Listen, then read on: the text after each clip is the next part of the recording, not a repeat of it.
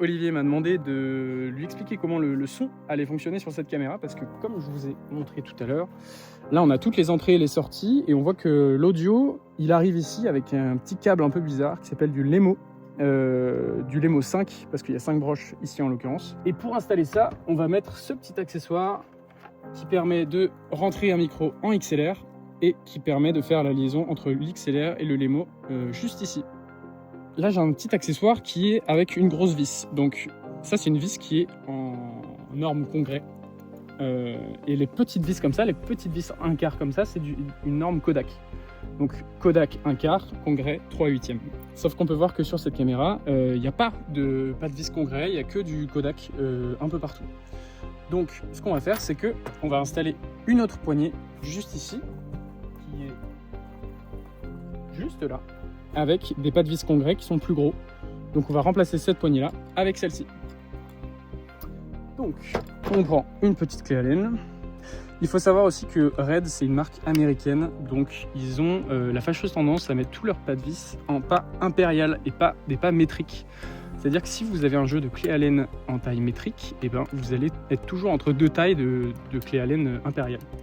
Donc là j'enlève la première poignée, tac, et je viens mettre la deuxième qui va me permettre d'avoir des pas de vis en congrès. Hop, vous voyez, je peux installer ça facilement. Je vais installer ça là-dessus. Hop, tac, et ensuite je vais la mettre là, disons.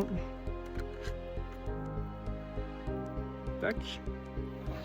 Voilà, donc là j'ai installé mon déport XLR et ensuite je vais pouvoir venir mettre ma petite attache LEMO sur une attache LEMO. Donc c'est des attaches qui sont très fragiles avec des câbles qui coûtent assez cher.